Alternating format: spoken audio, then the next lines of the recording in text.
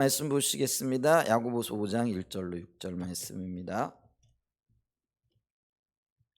하나님의 말씀은 야고보서 5장 1절로 6절 말씀입니다.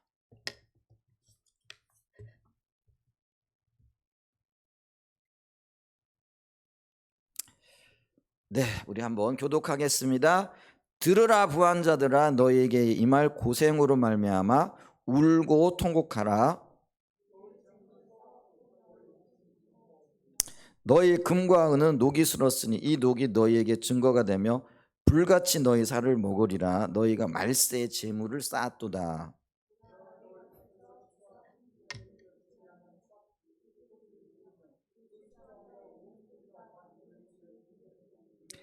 너희가 땅에서 사치하고 방종하여 살육의 날에 너희 마음을 살찌게 하였도다.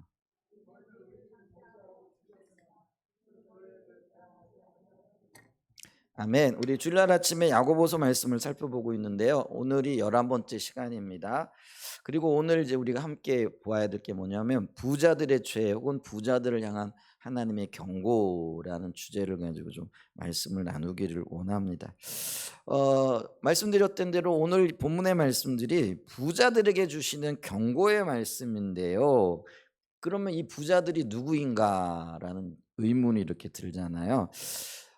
그래서 여러 가지 얘기들을 합니다. 우리가 먼저 살펴봤던 2장 1절에서 7절에 등장하는 그 교회 안에 있는 어떤 부요한, 그렇지만은 어떤 면에서는 하나님 중심적이지 않는 그런 어떤 부요한 자들에게 주시는 경고의 말씀이기도 하고, 혹은 또 이렇게 자기 중심적인 삶으로 살아가는 일반적인 어떤 부자들에게 주시는 말씀이다라는 어떤 그런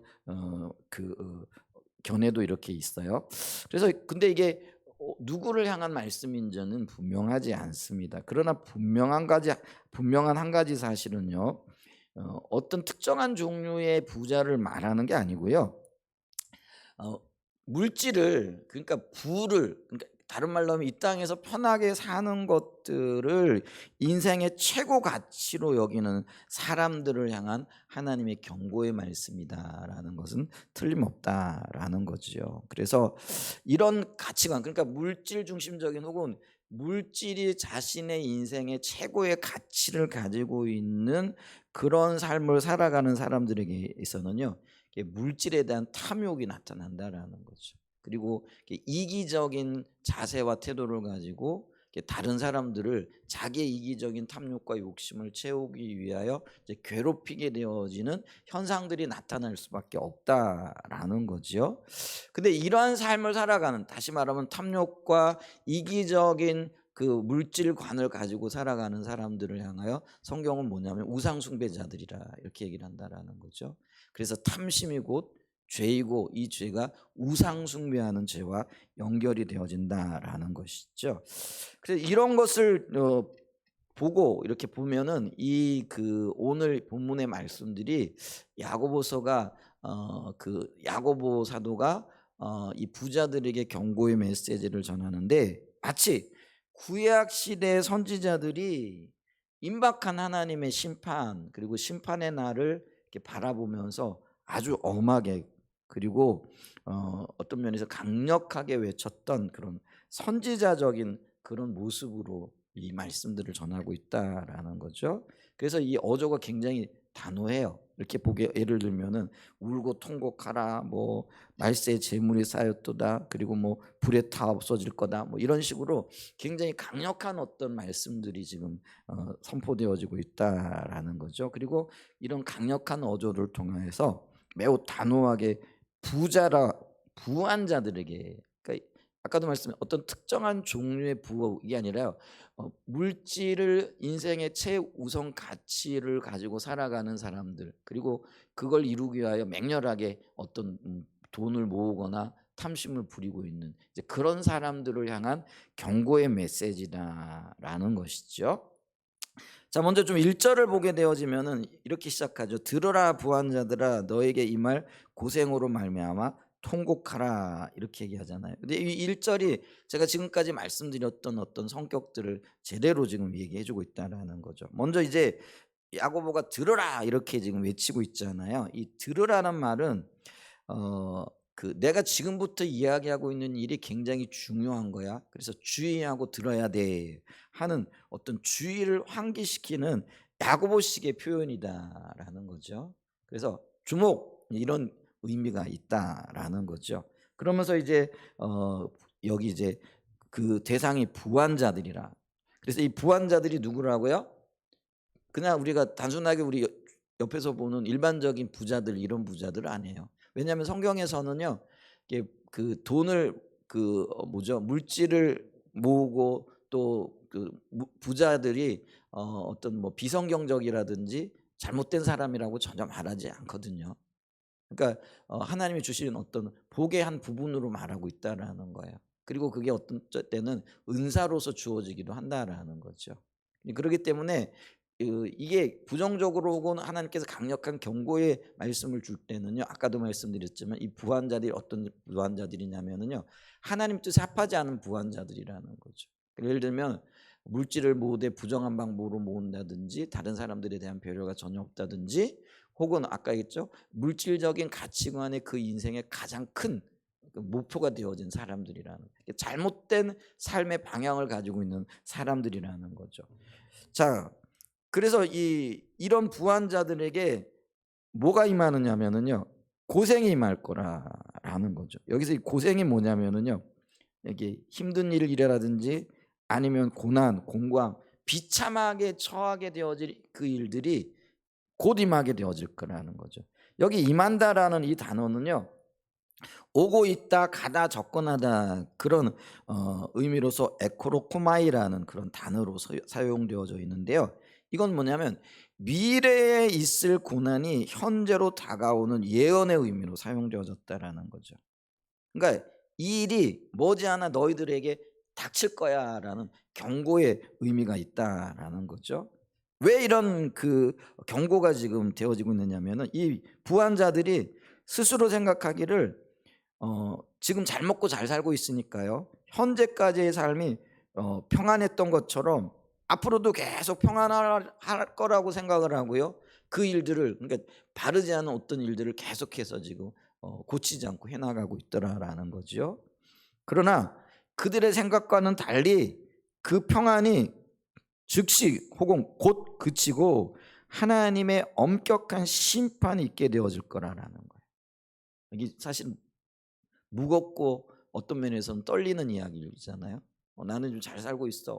그러면서 떵떵거리고 살고 있는데 그들을 향하여 고난과 비참함이 머지않아 그게 미래의 일이 아니라 곧 현재적으로 닥칠 거라라는 그런 의미인 거죠. 자, 그랬을 때 그런 어떤 고생 때문에 어떤 결과를 가지고 오게 되어지느냐? 어떻게 된다며요? 울고 통곡하게 될 거라는 거죠. 이 운다라는 거죠. 다른 사람들이 다 들을 수 있을 정도로 큰 소리로 우는 그런 울음을 얘기를 해요. 그러니까 이게는 뭐 단순하게 운다라는 의미도 있지만은 그 사람에게 임한 고난과 고생 이런 것들을 모든 사람들이 알 수 있을 정도로 표관할 수 있을 정도로 그것이 뚜렷하게 나타나고 보여질 거라는 거죠. 그래서 이것 때문에 그들이 정말 대성통곡하고 마음으로부터 울 뿐만 아니라 삶이 실질적으로 이렇게 울음이 덮치게 되어지는 그런 상황이 되어질 거라는 거죠. 그래서 그게 이제 통곡으로 나타나게 되어지죠. 그래서 이 통곡은요. 하나님의 심판에 대해서 울부짖게 되어지는 회개의 모습을 가리킨다라는 거. 그러니까 이게 회개한다라는 게 돌이킨다라는 의미보다는요. 이 심판이 임하게 되어지면 돌이킬 기회조차도 없는 거죠. 그럼 후회하게 되어진다라는 그런 의미도 있다라는 거예요. 왜 내가 그랬을까? 와, 내가 그때 조금만 정신 차리고 잘 살았더라면, 혹은 내가 그렇게 살아서는 안 되었을 텐데 할 정도의 엄격한 심판이 임하고 그가 자신을 돌아보면서 후회하게 되어지는 그런 통곡을 하게 되어질 거라는 그런 말씀이다라는 거죠. 그러면 이 부자들이 왜 회개하고 울고 통곡해야 되느냐? 그게 바로 그들이 죄를 지었기 때문이라는 거죠. 근데 그들이 어떤 죄를 지었느냐? 그게 이제 2절 이하에 쭉 나온다라는 거죠. 이게 부자들에게 주는 경고인데 근데 그 경고가 곧 임할 거라는 거예요. 그래서 그들이 울고 통곡하고 후회하게 되어지는 그런 일들이 있게 되었는데 그게 그들이 죄 때문인데 그럼 그 죄들이 어떤 죄들이냐? 그걸 이제 2절 이하에 좀 보게 되어지면은요. 가장 첫 번째 지나친 축제. 그러니까 축제라는 건 뭐예요? 쌓아두는 걸 의미하는 거잖아요. 축대가 이렇게 쌓여지는 거잖아요. 근데 재물이 쌓여지고 뭐 이러는 걸 가리켜서 축제했다. 근데 어떤 축제요? 이게 지나친 축제를 했다라는 거죠. 그래서 2절과 3절 좀 보죠. 너희 재물은 썩었고 너희 옷은 좀 먹었으며 너희 금과 은은 녹이 슬었으니 이 녹이 너희에게 증거가 되며 불같이 너희 살을 먹으리라. 너희가 말세에 재물을 쌓았도다. 이렇게 얘기합니다. 아까도 말씀드렸지만 성경은 부 자체를 죄라고 말하지 않아요. 그런데 이 부에 대한 혹은 물질에 대한 개념과 가치관이 어떠냐가 이게 죄인지 아닌지가 나누어지게 되어진다라는 거죠. 그래서 이 물질을 하나님께서 주셨을 때는 그 물질을 가지고 자기만을 위해 쓰는 게 아니라 다른 사람들을 위해 쓰고, 다시 말하면은 가난하고 헐벗고 굶주리고 혹은 필요한 사람들에게 흘려 보내야 할 책임도 있다라는 거죠. 그게 그리스도인이거나 혹은요 세상 사람들도 마찬가지예요.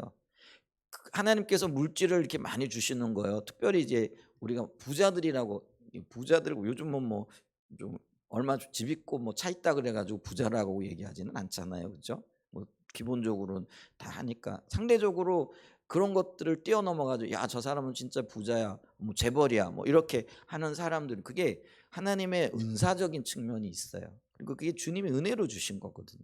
그러면 은혜로 받았으니 그거는 또 어떤 면에서는요 하나님의 은혜를 따라 흘려보내야 되는 그런 책임과 어떤 의미에서 의무를 가지게끔 되어져 있다라는 거. 근데 그걸 안 하는 거예요. 그게 죄인 거죠.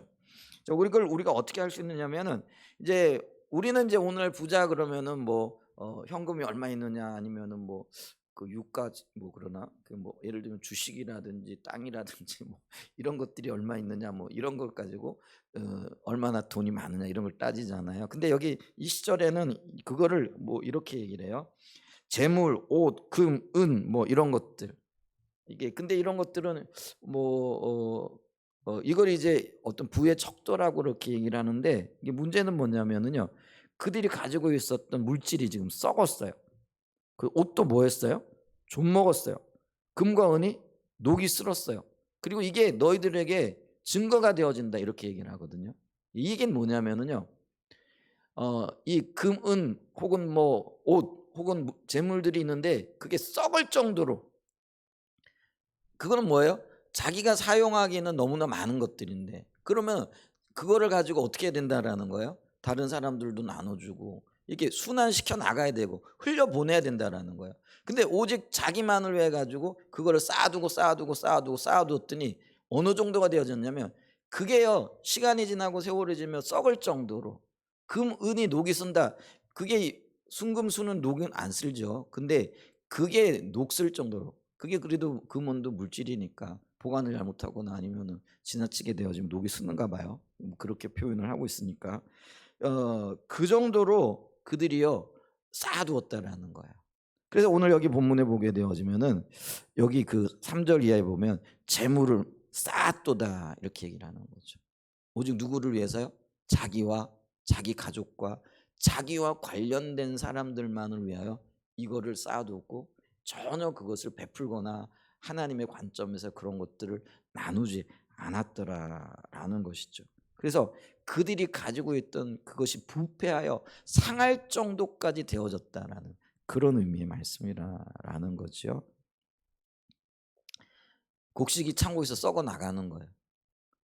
그리고 추수해가지고 창고에 쌓아뒀는데 여러분 이게 요즘은 뭐 보관 시설이 뭐 이렇게 발달되어져 가지고 몇 년 가겠죠. 근데 쌓기만 하고 퍼내지를 않아요. 근데 그게 수년의 시간이 흐르면 어떻게 될까요? 쉽게 얘기하면 이게 썩어져 나가는 거예요. 근데 썩어져 나갈지언정 그걸 나누지는 않는다라는 거예요. 왜요? 탐심과 그리고 물질 최우선적인 가치관을 가지고 있으니까 나누려고 하는, 나누어야 한다라는 마음 자체가 없는 것들을 보게 되어지는 거죠. 이런 사람들이 바로 이 야고보가 지금 경고하고 있는 부한 자라는 거예요. 그러니까 이런 사람들에게 강력하게 경고를 하는데요. 이게 3절에 보게 되어지면 이 녹이 증거가 되어지는데요. 이 녹이 너에게 증거가 되며 불같이 너의 살을 먹으리라 이렇게 얘기를 하는 거죠. 이게 좀 어떤 의미냐면은요. 다른 사람들의 유익을 위하여 주 자신의 부를 나누고 또 사용하지 않는 그런 행동이 그들로 하여금 통렬한 고통과 후회를 맛보게 할 것이라는 의미를 가지는 거죠. 왜요? 하나님이 그것을 그냥 보지 않는다라는 거예요. 그거를 반드시 징계하시고 체크하신다라는 거죠. 근데 하나님이 심판하시고 징계하시고 체크하실 때는 이미 그게 늦는 거예요. 그래서 이게 마치 불이 자기 살을 태우는 것 같은, 이거 뭐 여러분 어떤 게 연상되어지세요? 지옥불에 떨어져 가지고요. 지옥의 특징이 뭐예요? 우리가 지옥이 어떤 모습일지는 알지를 못해요. 근데 이제 우리가 비유적으로 하고 성경에 나타난 힌트를 보게 되어지면은 지옥에는요 영원히 꺼지지 않는 불이 있을 거라는 거죠. 그게 지금 그런 하나님의 그 심판 가운데에서 자기 살이 불타는 것 같은 지옥의 불길, 지옥의 불구덩이 속에 던져지는. 근데 그곳에서 근데 뭐예요? 아무리 후회하고 야 내가 그때 좀 베풀 걸, 이게 썩어져 나갈 정도로 이렇게 둘 게 아니라 이 이웃들을 향해 베풀고 이웃들에게 좀 나눠주고 내가 하나님의 뜻대로 잘 사용할 걸, 이런 후회의 기회 혹은 이런 어떤 그런 뉘우침이 통하지 않게 되어지는 그런 날이 오게 될 거라는 것이죠. 그래서 이들은요 하나님이 심판 안에서 그때 이제 비로소 깨닫게 되어질 거라는 거죠. 그래서 눈이 열리고 자신들의 이기심과 탐심의 실상이 어떤 결과를 맺게 되어지고 어떤 열매를 맺게 되어지는가, 이거를 보게 될 거라는 거죠. 그래서 그런 것들이 마치 불 속에 들어가는 것처럼 타는 듯한 그런 아픈 경험이 되어지고 심판이 되어질 거라는 것이죠. 여러분 내게 있는 재물 물질을요 나를 위한 것인 건 맞아요. 근데 하나님께서 나를 위해도 써야 되지만은요 또 그걸 다른 사람들을 위해서 쓰라고 주시는 것들이에요. 내 것이 다 내 것이 아니에요. 여러분 내가 가지고 있는 그 모든 것들이 하나님의 것이잖아요. 근데 하나님께서 그 하나님의 것을 내게 사용하라고 주셨어요. 그죠? 그게 은혜죠.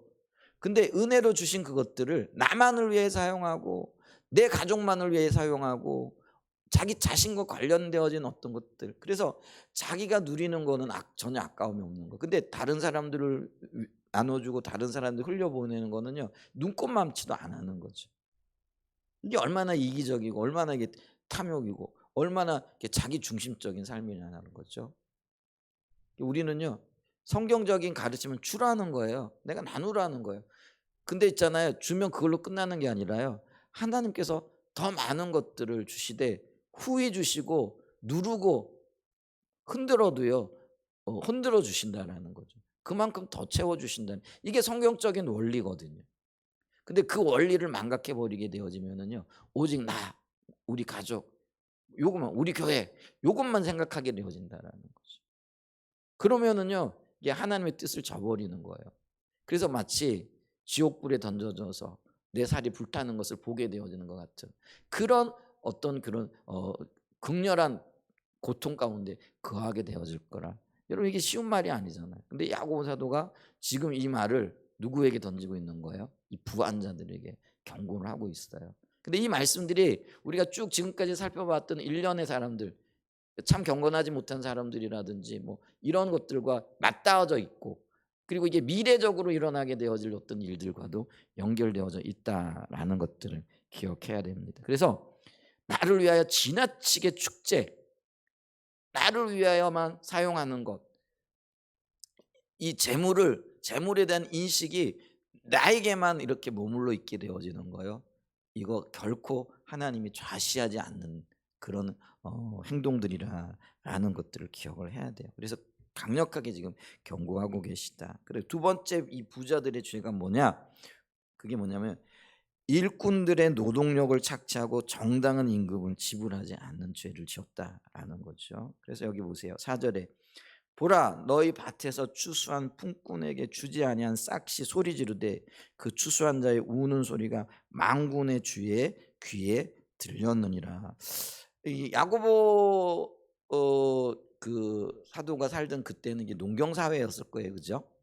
뭐 농경 사회가 굉장히 길잖아요. 지금은 이제 산업 사회니까 요런 것들을 이제 산업 사회 구조에서 다시 좀 비춰 봐야 되는 이제 그런 어떤 부분들이긴 한데, 어쨌거나 농경 사회에서 이 농사를 짓는다든지 혹은 뭐 다른 자신에게 이렇게 논밭이 없게 되어질 때는 다른 사람의 논밭에 가서, 부자들의 논밭에 가서 일해 주고, 그걸 우리가 예를 들면 싹스를 받는 게, 이게 어떤 면에서는 그 그 정상적인 어떤 결과들, 정상적인 어떤 방법이잖아요.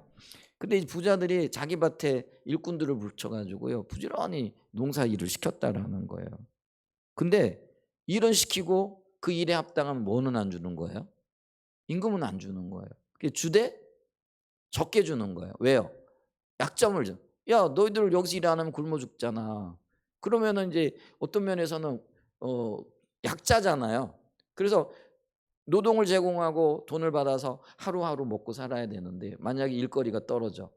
그러면은요, 자기도 굶고 또 가족들도 굶게 되어지는. 그러니까 이제 주인이 갑이 되어지는 거죠. 땅을 가진 자들이 갑이 되어지는 거예요. 갑질을 하더라라는 거죠. 쉽게 얘기하면 오늘날 이제 그 얘기를 하는 거예요. 그들은요, 일을 해서 정당한 대가를 받고 자신에게 합당한 몫을 받아야 되는데 목소리를 못 내는 거예요. 뭐 잘못했다가는 해고를 당할 수. 오늘날도 그렇잖아요. 예를 들면은 이러한 을의 위치에 있는 사람들이 누구예요? 가난한 사람들이거든요. 자기 목소리를 충분히 낼 수 없는 사람들이거든요. 어, 오늘날 우리나라에서는 어떤 분들이 이렇게 있어요? 예를 들면 이주 노동자들이라든지 외국인들 같은 경우에는요, 충분하게 자기 목소리를 못 내죠. 그리고 제가 가만히 보니까요, 외국에 제가 많이 나가지는 않았지만은 이렇게 나가 보면은 말이 전혀 안 통하니까 내 의사를 충분하게 표현을 못 하는 거예요. 물론 이제 제가 이제 해외에 나가고 이럴 때는 그분들이 기본적으로 저에게 굉장히 좋은 뭐 의도, 왜냐하면 이제 말씀을 나누고 그들도 이제 그리스도인이니까 뭐 좋은 의도를 가지고 대하겠죠. 근데 좋은 의도를 가지고 대해도 뭐 말이 안 통하니까요, 그냥 보고 웃죠. 그리고 그분들이 무슨 일을 하고 있고 뭐 어떤 말을 하고 있는지 전혀 모르잖아요. 그러니까 예를 들면 나쁜 사람들이 그 엉뚱한 일을 꾸민다든지 아니면 악의적인 어떤 일을 한다든지, 그 전혀 모르는 거예요. 그렇잖아요.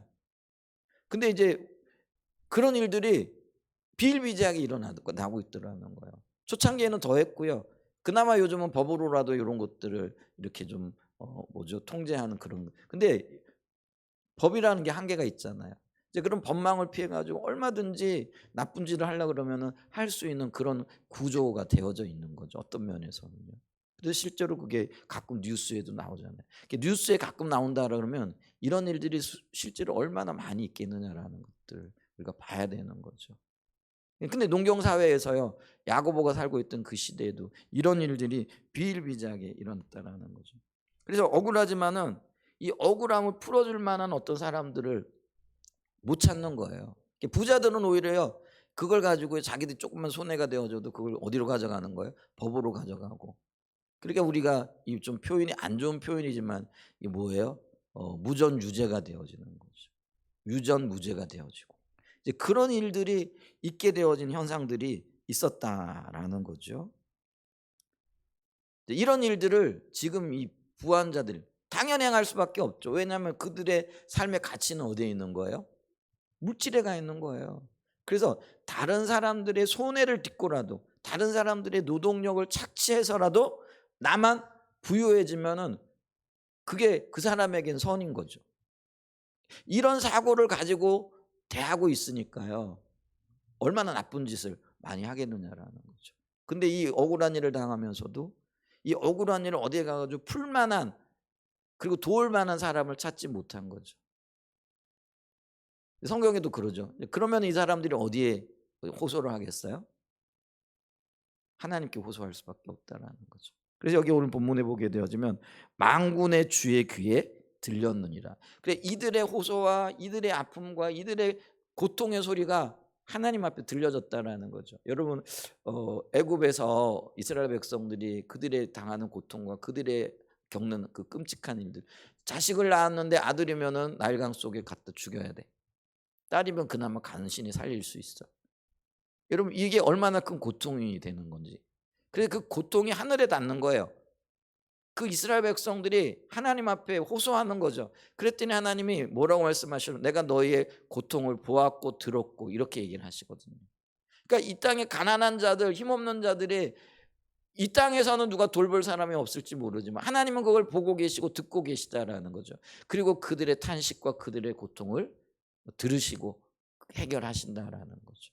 그래서 여기 보면, 그래서 만군의 주의 귀에, 만군의 주라는 건 전능하신 하나님의 귀에 들려졌다라는 이제 그런 의미가 되어지잖아요.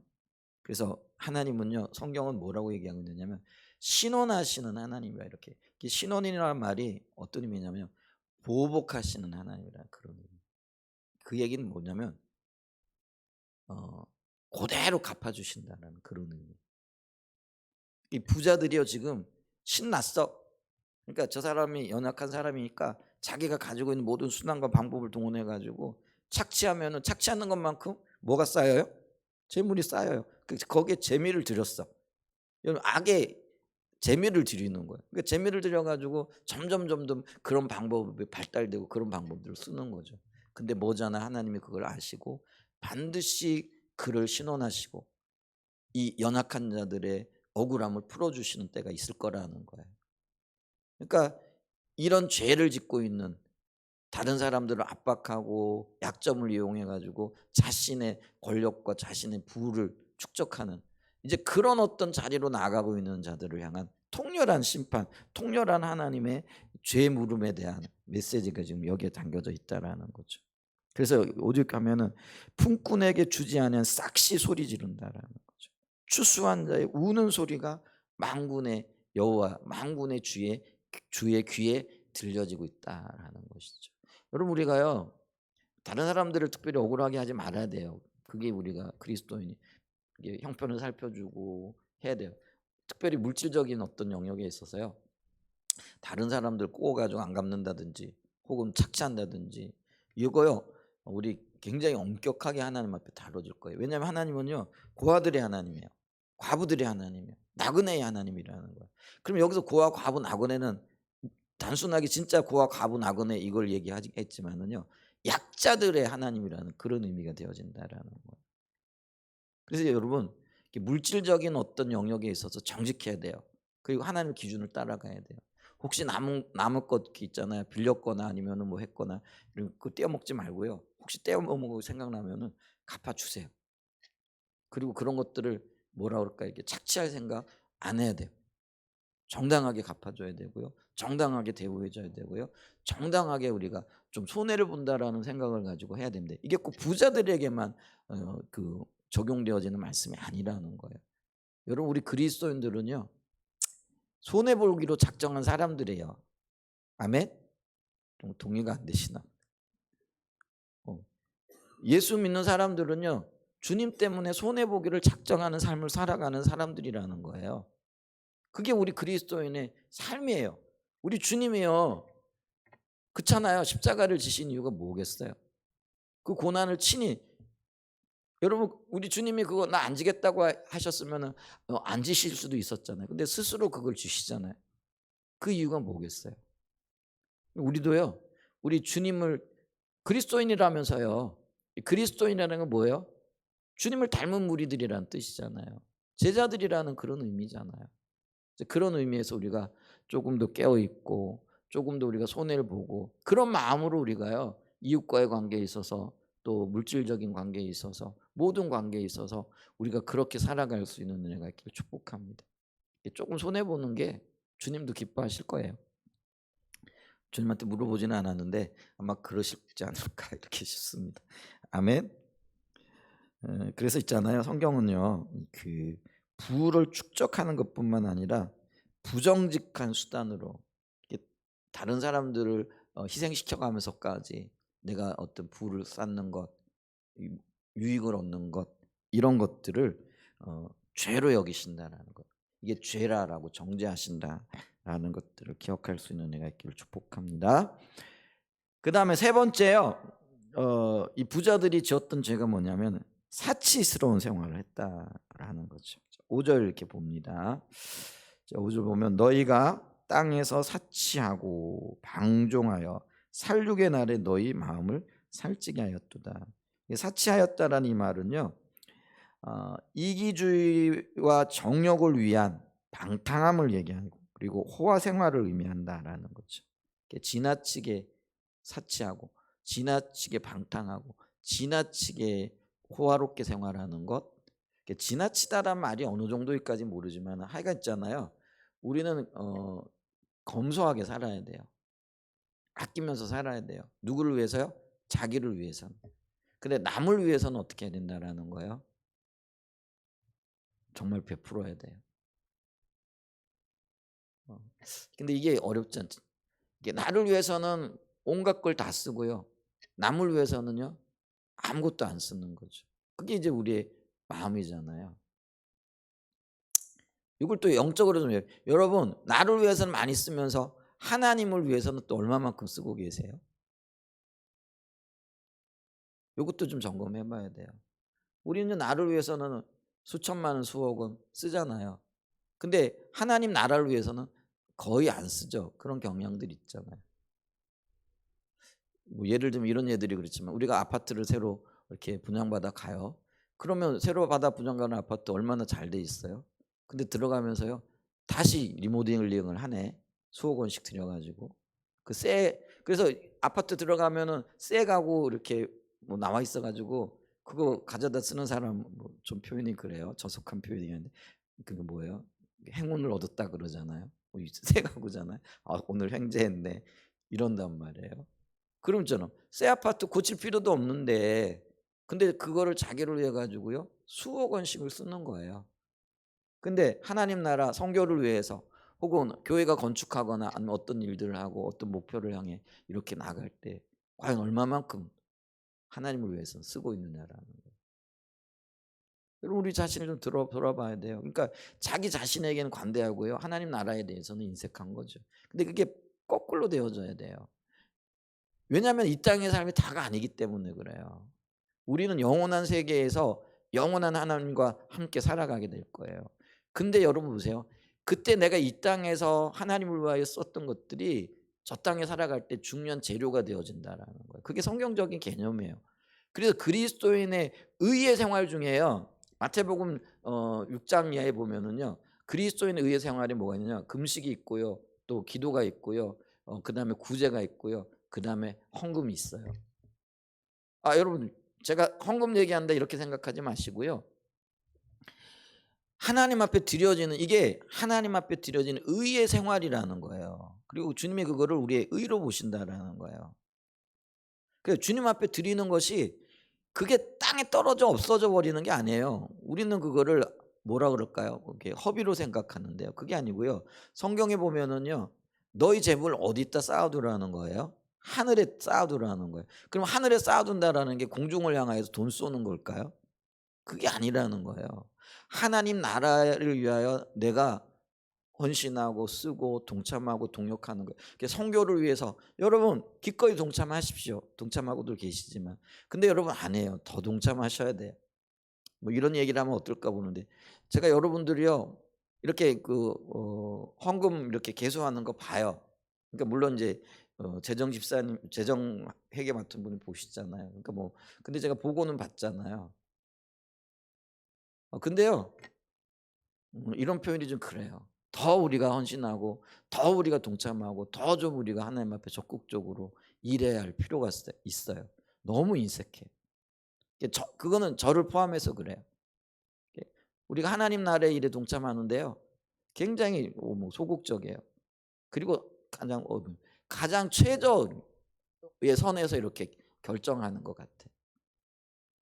근데 안 해요. 여러분 우리가 하나님 앞에 드리는 거는요. 쓰다가 남은 거요. 적선하듯이 내는 거 아니에요. 근데 우리는 그렇게 해요. 마치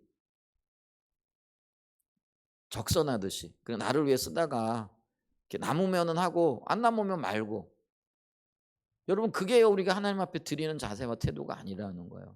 여러분 하나님 앞에 드리는 거는요. 내가 쓰기 전에 먼저 뛰는 거예요. 나의 필요를 채우기 전에 하나님의 필요, 하나님의 뜻을 위하여, 하나님 나라를 위하여 먼저 구별하는 거예요. 그게 우리가 하나님 앞에 예물을 드리는 태도와 자세라는 거예요. 근데 제가 이렇게 보면서 우리 안에 그런 게 없는 거예요. 전혀 없어요. 그게 우리의 문제. 그러니까 우리가 하나님의 일을 어떻게 생각하는가, 이런 것들을 좀 봐야 된다라는 거예요. 전혀 우리 안에요 하나님을 경외함이 없어요. 하나님을 경외하고 하나님 우선적인 삶을 살아간다라는 게 뭘 통해 나타나요? 우리의 말려? 아니에요. 우리가 주님 앞에 구별하여 드리는 그 물질 속에서 나타나는 거고요. 우리가 주님 앞에 우리의 삶을 구별하여 드리는 시간 속에서 나타나는 거고요. 우리의 몸을 통하여 하나님 앞에 돌려드리는 것과 관련이 되어지고 영광되어진다는 거예요. 근데요, 이렇게 하나님 앞에서 기억되어질 그런 것들이 마치 적선하듯이 드려진다는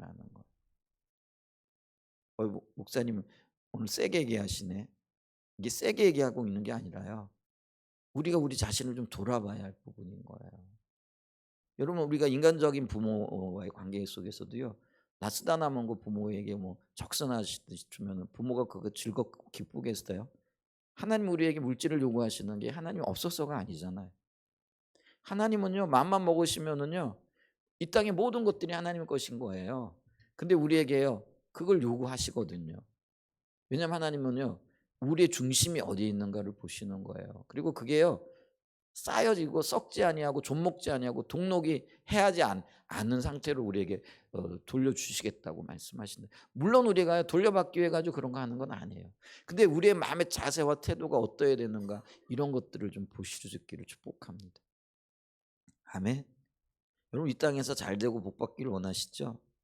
우리의 마음의 태도와 자세가 바뀌어져야 돼. 이게 우리의 물질관이요 주님 중심적으로 되어져야 돼요. 하나님 거지 아니세요. 하나님 뭐 우리가 적선하듯이 상대하고 대할 그런 분이 아니라는 거야. 우리가 가장 귀한 것을 드려야 돼요. 그게 구별되어져야 된다라는 거죠.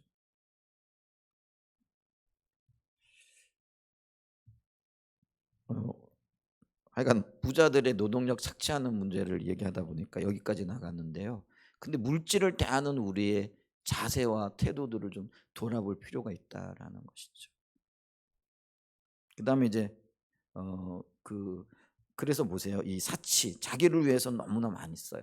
아깝지 않아요. 근데 하나님 나라, 하나님의 일, 우주의 주인 되시는 하나님의 그 역사를 위하여 우리가 어떤 일들을 좀 동참하는 거는요 몇 번씩 생각하죠. 당연히 생각해야 되겠죠. 기도하면서 해야 되는데. 근데 지금 그게 거꾸로 되어져 있다라는 것들을 기억해야 됩니다. 이게 사치예요. 그다음에 이제 방종한다. 이게 방종이 뭐냐면요, 이게 도덕적인 방탕을 얘기하는 거죠.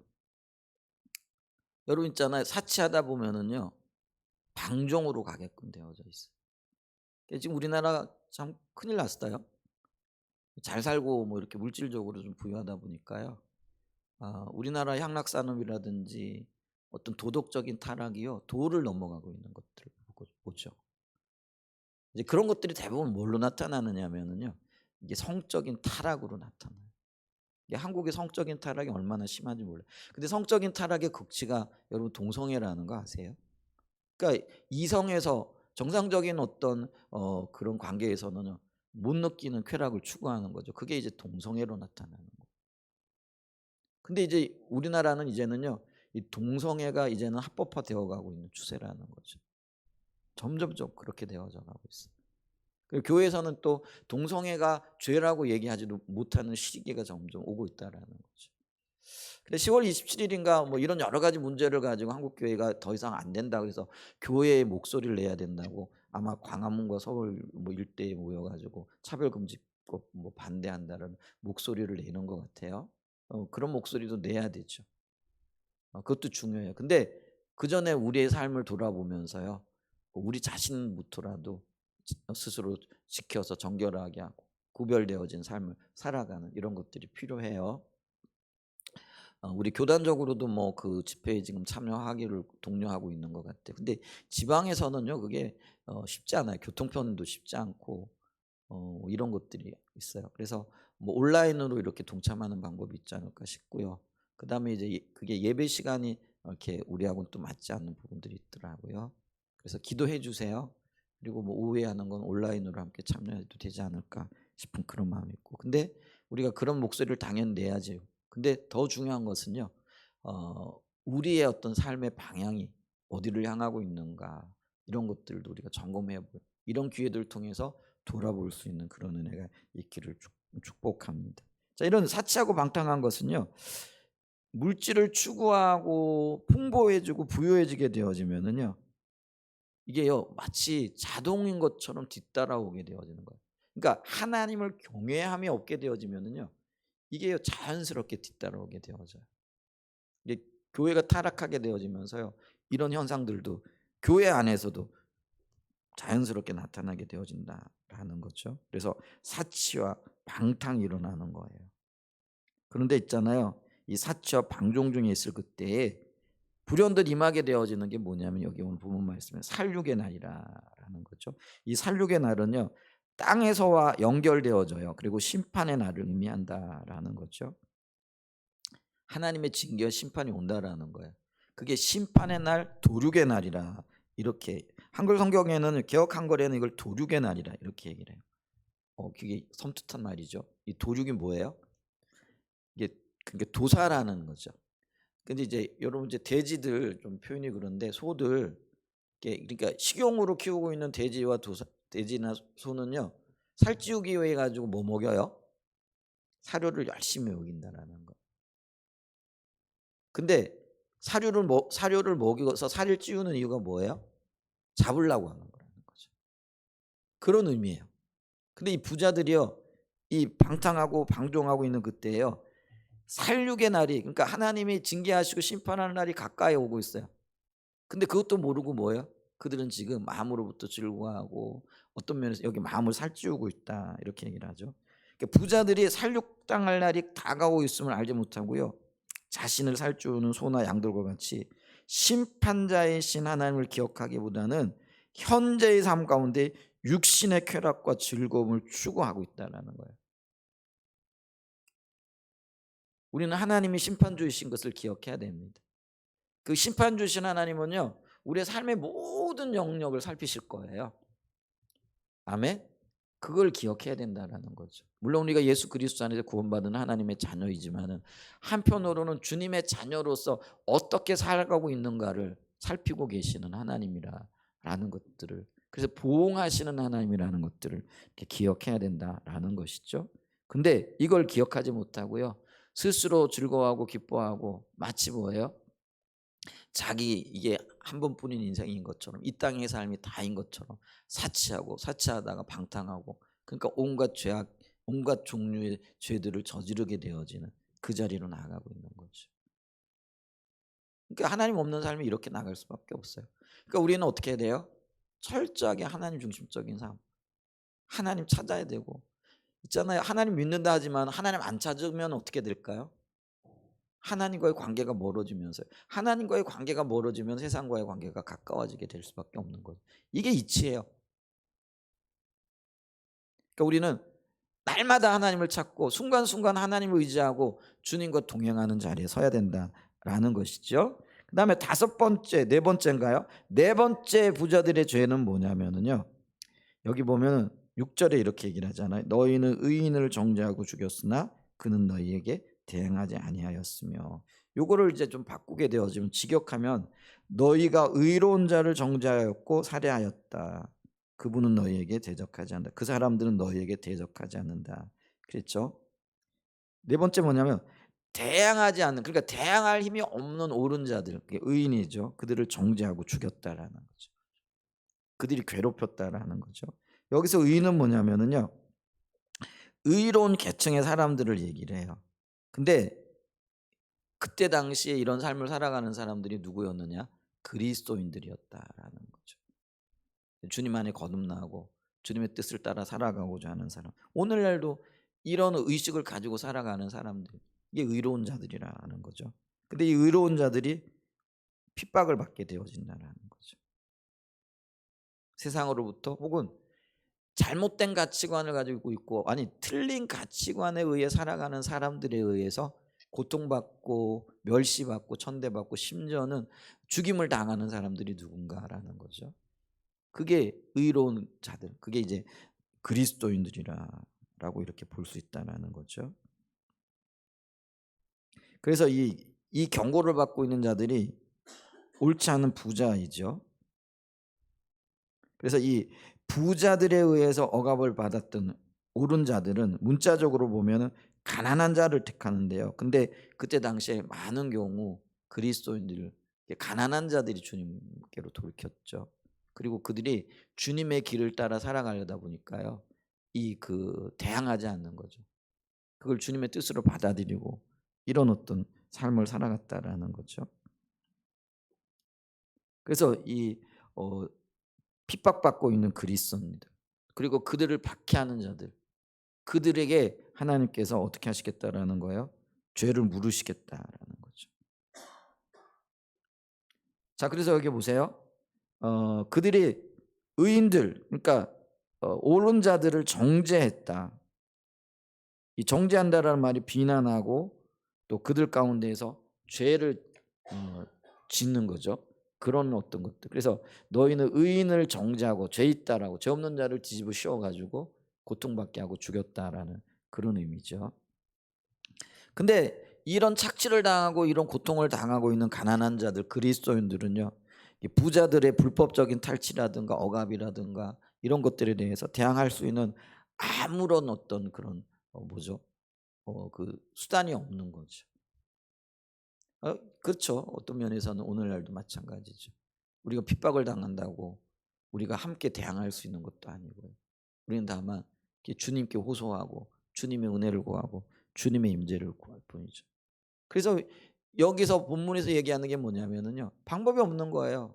오직 주님만이 소망이라는 걸 보여주는 거죠. 그러니까 야고보는 이제 그거를 붙잡으라는 거죠. 그래서 소망 되시는 주님이 아까 얘기했잖아, 신원하시는 하나님으로서 악인들을 벌하시고 그리고 그들에게 하나님의 징계와 하나님의 심판을 가져다 주시겠다라는 것이죠. 그러니까 이게 있잖아요. 오늘 이 본문의 말씀은 뭐냐면 옳지 않은 세상을 향한, 그리고 하나님 없이 살아가는 사람들을 향한 엄격한 경고, 이거를 통해서요. 그러니까 거꾸로 얘기하면은요, 이런 이런 자들의 고난과 고통을 겪고 있는 가난한 자들, 그게 이제 그리스도인들이라는 거죠. 저와 여러분들입니다. 어떤 면에서는 저와 여러분들이 정말로 예수 믿는 자들이라고 한다면은요, 세상에 대해서 약자일 수밖에 없어요. 그게 우리들의 어떤 이 땅에서의 어떤 처해 있는 위치라는 거죠. 그러니까 우리 할 말 다 하고 세상 사람들이 하는 그대로 갚아주고 그러면은 우리가 그리스도인이라고 칭해질 수 있겠느냐라는 거. 빛과 소금의 삶으로서 주님의 영광을 나타낼 수 있겠느냐라는 거죠. 없는 거죠. 초대교회 성도들이요, 바로 이런 위치에 있었는데 그걸 그대로 감수해요. 그리고 소망 되신 주님을 바라봐요. 그랬더니 300년이 못 돼가지고요, 어떻게 되어지는 거죠? 세상이 뒤집어지는 역사들이 있었다라는 거죠. 이게 사도 야고보와 같은 그런 가르침과 이런 어떤 그 소망 되신 주님을 붙잡을 것에 대한 경고 혹은 그런 권면들을 통해 가지고요, 그들이 힘을 얻고 세상에 대해서 하나님의 은혜를 구하면서 나갔죠. 그랬더니 어떻게 되어지는 거죠? 그러니까 세상적인 원리와는 전혀 상관없는 거예요. 그러니까 약한 자가 이기게 되어지는, 오히려 약한 자들이 세상의 빛으로 소금으로서의 그런 역할들을 감당함을 통해서 하나님의 뜻이 이루어지는 그런 역사들이 일어나게 되어졌다라는 것이죠. 아멘. 오늘 우리가 이 부자들에게 주시는 경고, 그러니까 하나님 없이 살아가는 사람들의 삶의 모습인 거죠. 이들은 악한 자들이죠. 징계하시고 심판하실 거예요. 그러면 이 악한 자들의 어떤 면에서는 징계와 순환의 어떤 대상인 저와 여러분들 어떻게 살아야 할 것인가? 신원하시는 주님을 붙잡고 소망 되시는 주님 안에서 오직 주님으로 이 문제들을 해결하기를 구하고 이렇게 나가야 됩니다. 근데 이게 답답하죠. 그러니까 우리는 이걸 벗어버리려고 하는 거죠. 근데 벗어버리는 게 아니라요, 적극적으로 이런 것들을 우리가 수용하고 주님의 방법으로 싸워나가요. 이렇게 주님의 방법으로 싸울 수 있는 힘과 능력이 어디에서 오는 거예요? 주님과의 관계에서 오는 거예요. 아멘. 그래서 우리가 주님 찾아야 돼요. 저와 여러분은 좀 이럴 때가 아니에요. 이게 주님 오신 초림의 때로부터 다시 오실 때까지는 이게 말세예요. 이 말세에는요 여러 가지 시련과 시험과 고난들이 있을 거예요. 그리고 그 시련과 시험과 고난들이요 점점 더 강도 있게 지금 다가오고 있어요. 그러면 우리가 이런 시대를 살아가기 위해서 더 깨어 있어야 됩니다. 더 주님과의 관계가 돈독해져야 돼요.